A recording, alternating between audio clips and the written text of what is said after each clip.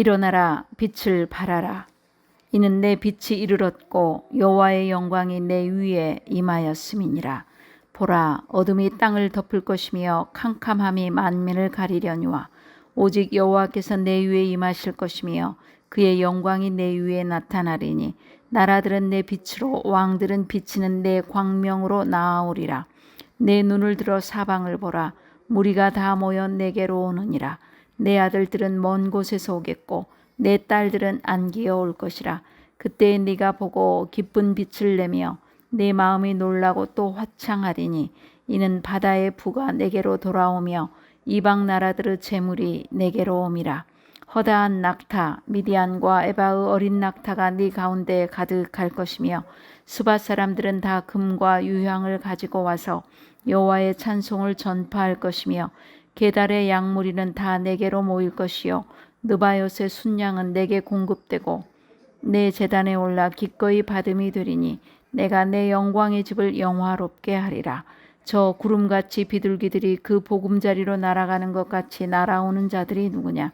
곧 섬들이 나를 앙망하고 다시스의 배들과 먼저 이르되 먼 곳에서 내 자손과 그들의 은금을 아울러 싣고 와서 내 하나님 여호와의 이름에 드리려 하며 이스라엘의 거룩한 이에게 드리려 하는 자들이라. 이는 내가 너를 영화롭게 하였음이라. 네, 오늘 우리에게 주신 말씀은 이사야서 60장 1절로 22절입니다. 오직 하나님이 영원한 빛과 영광이 되리니 우리의 영광은 하나님이고 우리의 빛은 하나님이시라는 제목입니다. 저에게 취미가 무엇이고 좋아하는 것이 무엇이냐고 하면 첫째가 여행이요, 둘째는 독서라고 하겠습니다. 험악한 세상에서 인생에서 50세가 되어 희년을 구하며 첫 여행길에 오른 것이 예루살렘 성지였습니다. 지금도 시간과 물질과 건강을 허락하시면 75세까지 여행을 하고 싶은 마음입니다. 우리가 여행을 떠나는 것은 잠시 일상을 벗어나 새로운 에너지를 공급받기 위함입니다. 영적 현실에 있어서도 잠시 답답한 상황을 따라 영광된 미래를 여행하는 시간이 필요합니다. 그 여행은 말씀의 인도를 받아 떠나는 미래 여행입니다. 그 여행을 다녀오면 우리는 훨씬 더 영적 에너지로 충만해질 것입니다. 영광스러운 미래에 대한 약속을 마음 깊이 새기는 것은 고통스러운 현실을 극복하는 힘과 능력이 되기 때문입니다. 하나님의 백성이라도 죄를 범할 때 하나님은 심판하십니다. 그러나 하나님은 그 백성을 끝까지 버려두지 않으시고 구원하시며 회복하게 하십니다. 그리고 그 구원과 회복은 이전과 비교할 수 없이 풍성한 것이며 또한 영원한 것입니다. 그래서 저는 이사야서 60장 이후 그 이유를 좋아합니다. 그래서 아마 계속 안 빼고 설교할 예정입니다. 지난주 마하나임 정기 모임에서 이제는 은퇴하시고 북한 선교의 비전을 함께하는 모임인데요. 다들 어려운 광야를 거치고 회복되어 승리한 나눔을 들을 수 있었습니다. 오늘 본문에서 오직 여호와가 내게 영원한 빛이 되며 내 하나님이 내 영광이 되리라고 말씀하십니다. 그리고 마지막 절 22절에 보면 그 작은 자가 천명을 이루겠고 그 약한 자가 강국을 이룰 것이라. 때가 되면 나 여호와가 속히 이루리라는 말씀을 평소에 좋아하고 암송도 하였는데 오늘 본문에 나오는 말씀입니다. 소망의 말씀의 인도를 따라 영적인 여행을 떠나보시겠습니다. 첫째, 일어나라, 빛을 발하라.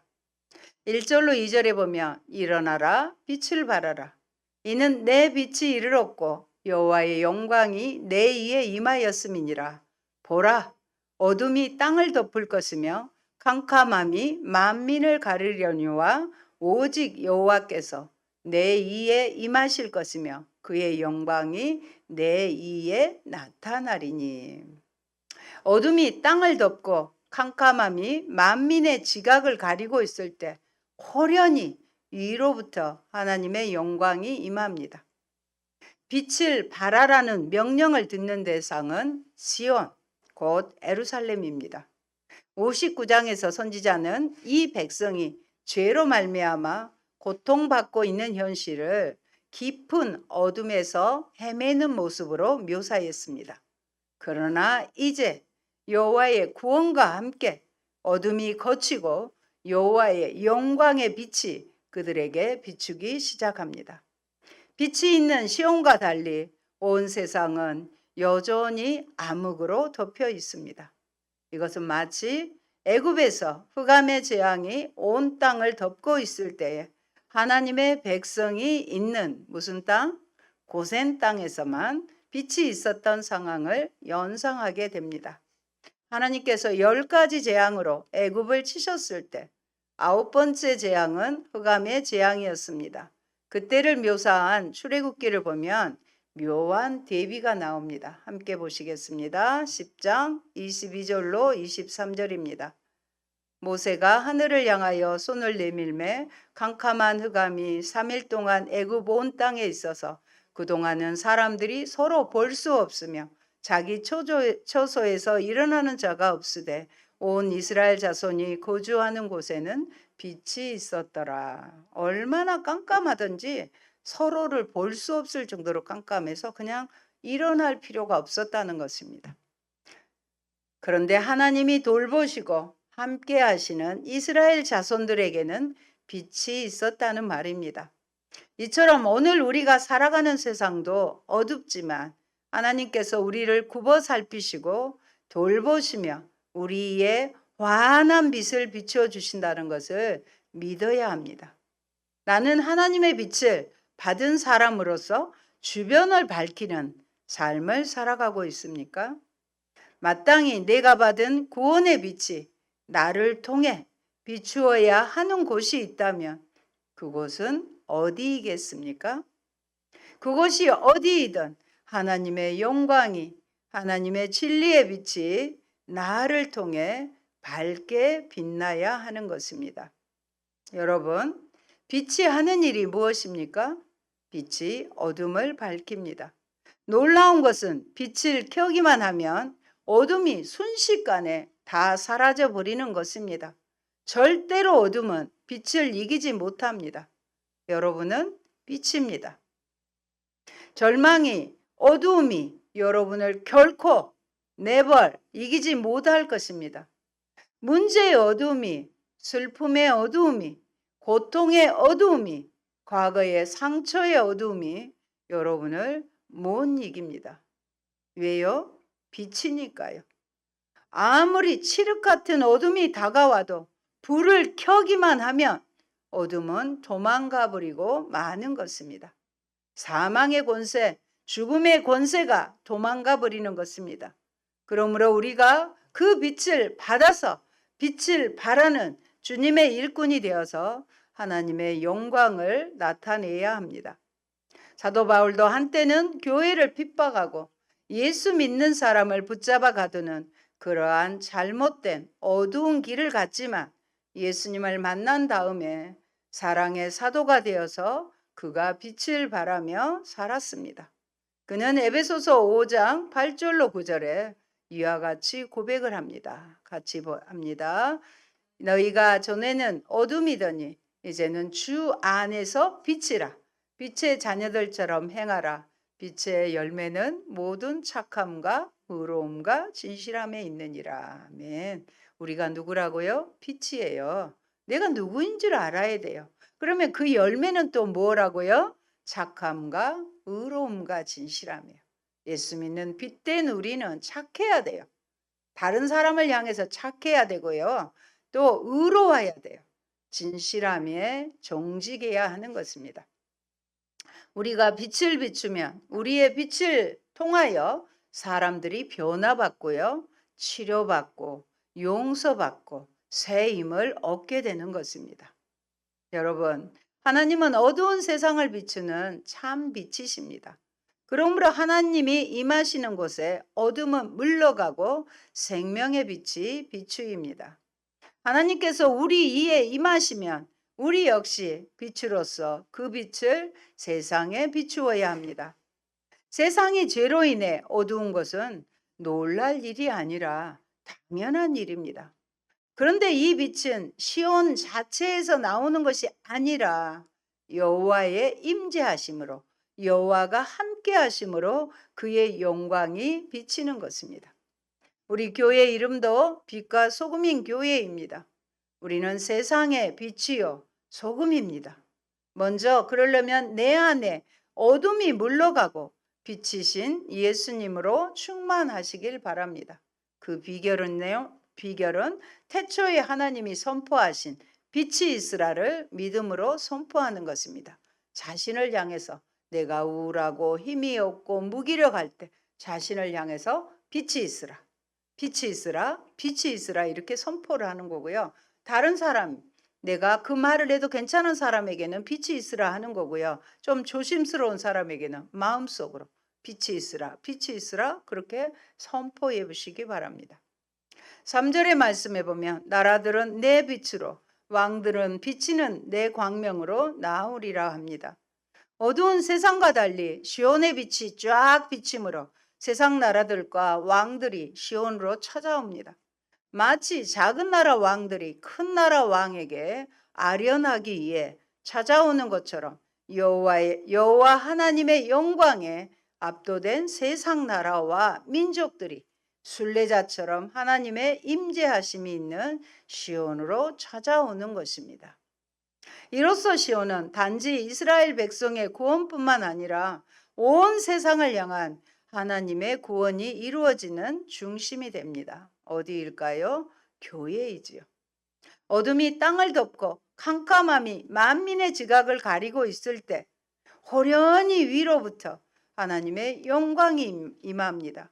영생의 희망을 발견하고 삶을 위한 능력이 회복됩니다.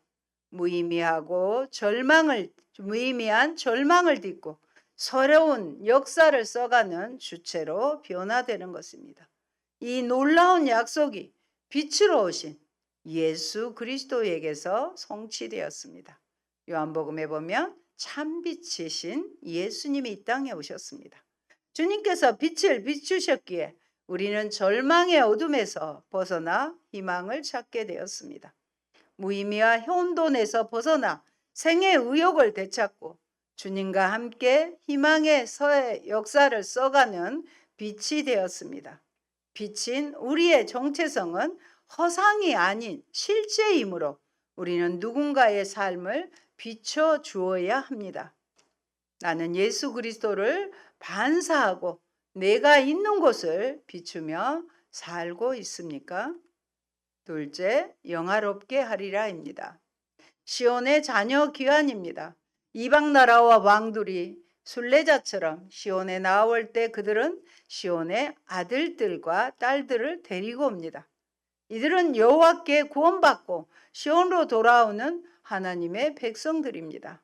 또한 이 백성의 귀환과 함께 이방에서 재물도 시온으로 유입되어 하나님과 그 백성에게 쓰임이 됩니다.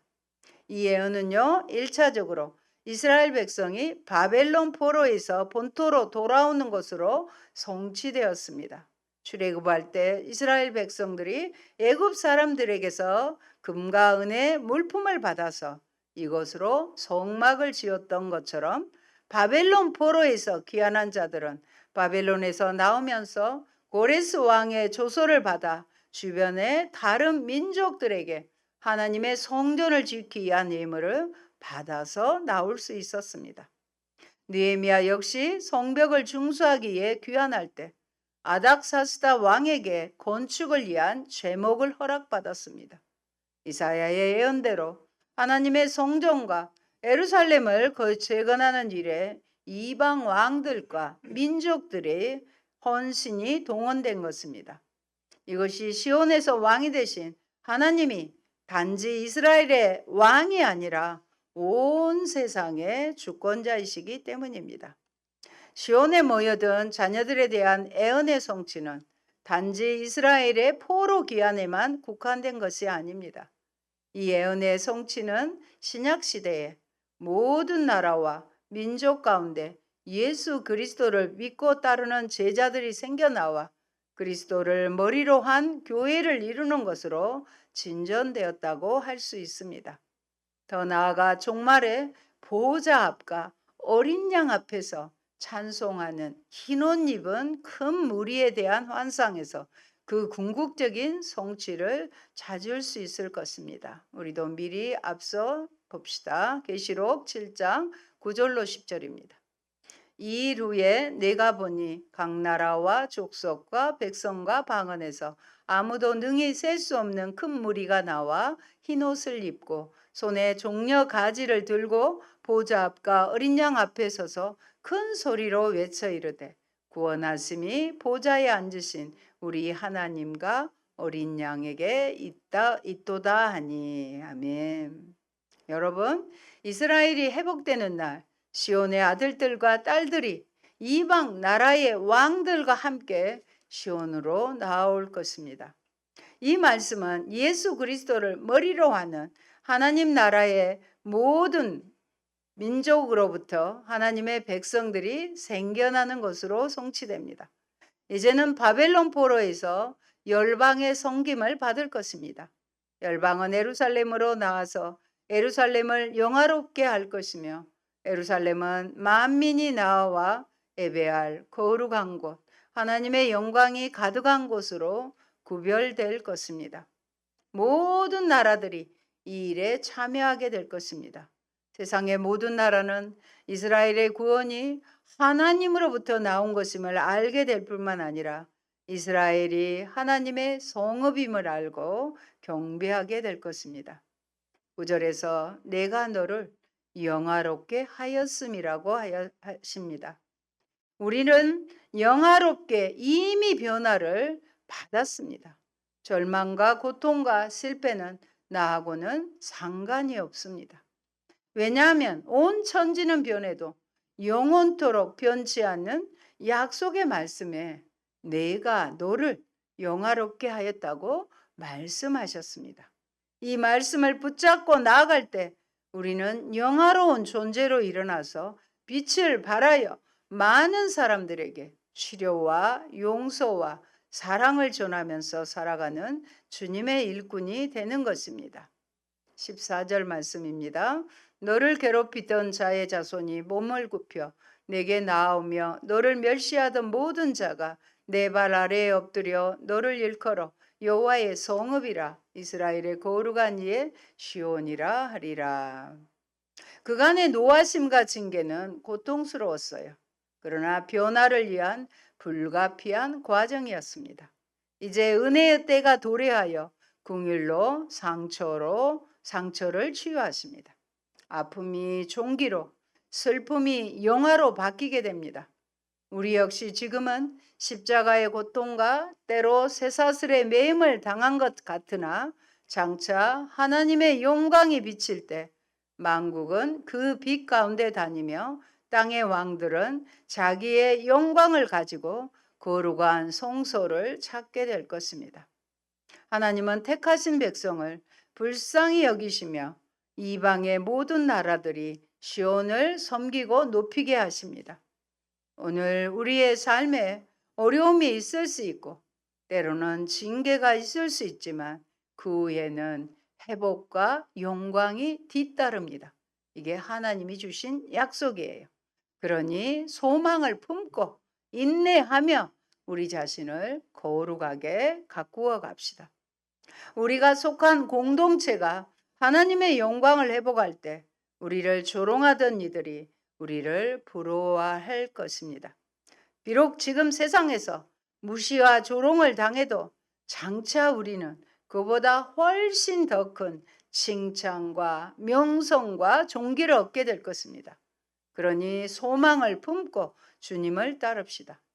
하나님과 함께하며 하나님의 나라와 의를 구합시다.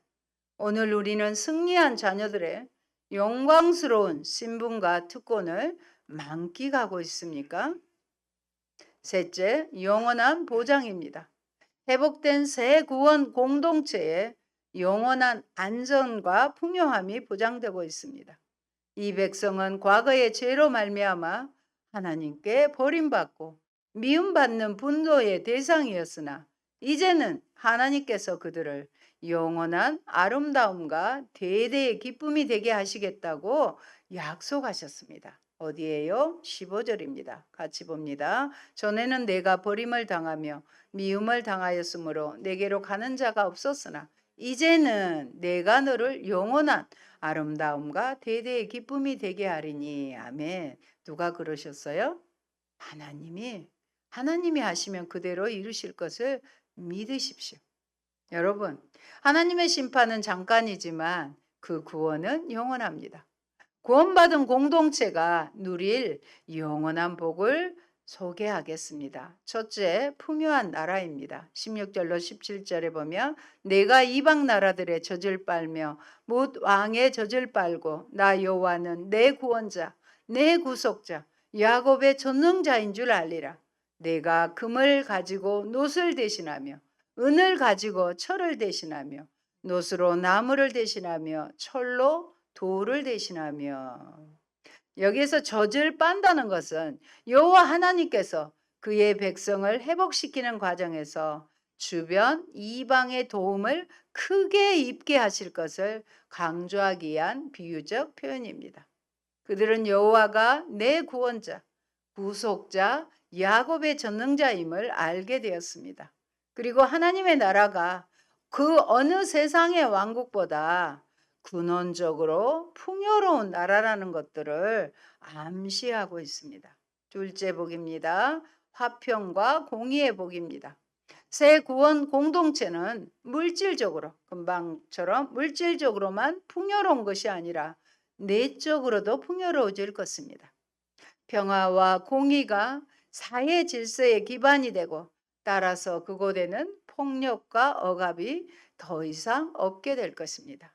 17절부터 18절 봅니다. 화평을 세워 간원으로 삼으며 공의를 세워 감독으로 삼으리니 다시는 광포한 일이 내 땅에 들리지 않을 것이요 평화와 황폐와 파멸이 내 국경 안에 다시 없을 것이며 내가 내 성벽을 구원이라 내 성문을 찬송이라 부를 것이라.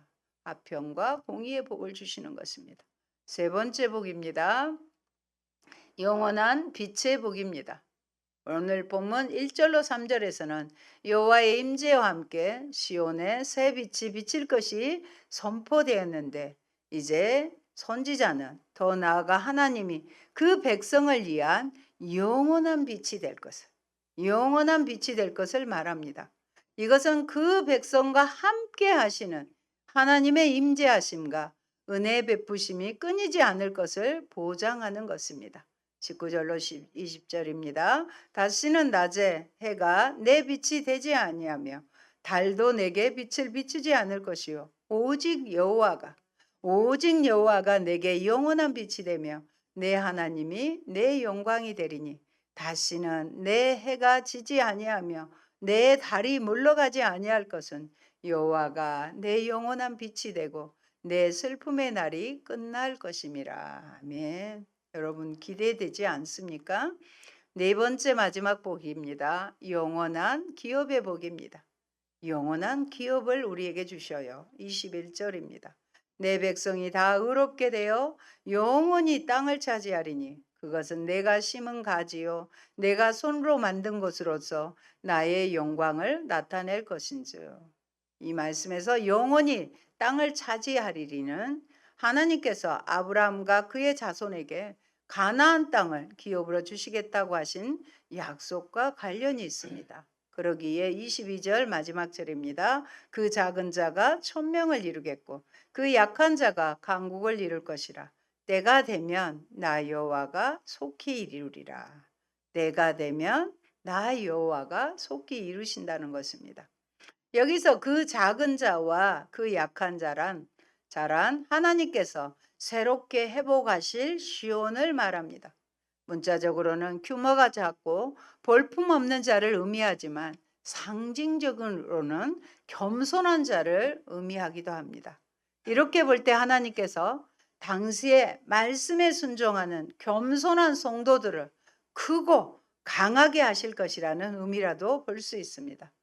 복의 근원 대신 전능하신 하나님은 겸손한 자를 높이시며 당신을 경외하는 자를 찾으시며 그들에게 부어주실 축복을 이미 예비해 두셨기 때문입니다. 이 말씀은 아브라함의 자손을 번성하게 하여 큰 민족을 이루시겠다고 하신 약속과 관련이 있습니다. 그러나 그 궁극적인 성취는 이방인들을 포함하여 그리스도 안에서 성도들이 영원한 유업을 얻는 것에서 이루어집니다. 신약 성경 갈라디아서 3장 14절입니다. 이는 그리스도 예수 안에서 아브라함의 복이 이방인에게 미치게 하고 또 우리로 하여금 믿음으로 말미암아 성령의 약속을 받게 하려 함이라. 아멘. 아브라함에게 주신 복이 이방인에게 또 우리에게 성령의 약속을 받게 하신다고 말씀하십니다. 사랑하는 성도 여러분, 우리는 이 약속을 인하여 하나님의 약속을 바라보며 하나님이 계신 천국, 이 모든 약속을 이루실 하나님을 바라보십시오. 천국과 하나님을 바라보십시오.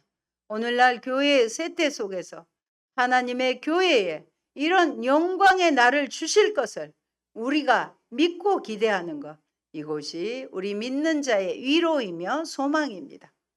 교회의 영광스러운 미래를 바라봄으로 힘을 얻는 것, 이것이 바로 인내하는 믿음입니다. 그리고 이것을 믿는 자들에게 하나님께서 말씀하십니다. 일어나라, 빛을 발하라. 너무나도 확실한 소망 가운데 살아가며 세상이 감당 못할 믿음의 삶으로 어둠에 찌든 세상 사람들이 결코 바랄 수 없는 빛된 삶을 사십시오. 우리가 가진 소망은 단순한 기대를 넘어 하나님께서 주신 성령의 능력이고 죽음을 이기는 위로이며 불굴의 의지를 태우는 영적 에너지입니다. 그러니 소망을 품고 인내하며 우리 자신을 거룩하게 가꾸어 갑시다. 오직 하나님만이 영원한 빛이요 영광이시기 때문입니다. 아멘. 할렐루야. 고마우신 아버지 감사합니다. 죄로 인하여 하나님으로부터 버림을 받았지만 다시 하나님은 거두어 들이시고 그들을 향하여 빛을 발하라. 여호와의 영광이 이루어졌다고 말씀하신 주님, 이제는 우리를 통하여 주님의 영광의 빛을 반사하며 아버지 어둠을 향하여 영광스러운 미래를 선포하는 우리가 되라고 말씀해 주시니 감사합니다. 내게 주어진 현실이 조금은 답답하고 어려울지라도 빛이 있으라. 영광의 영원하신 하나님의 영원한 빛이 나와 함께 하심을 믿고 선포하며 이기며 인내하며 소망 가운데 나아가는 저희가 되게 하여 주옵소서. 빛 대신 예수님이 이 우리 교회에 계시고 내 마음에 함께 계시니 우리 교회가 영광스러운 교회가 되게 하시고 내가 영광스러운 교회가 되어 세상에 밝은 빛으로 비추는 저희가 되게 하옵소서. 예수님 이름으로 기도합니다. 아멘.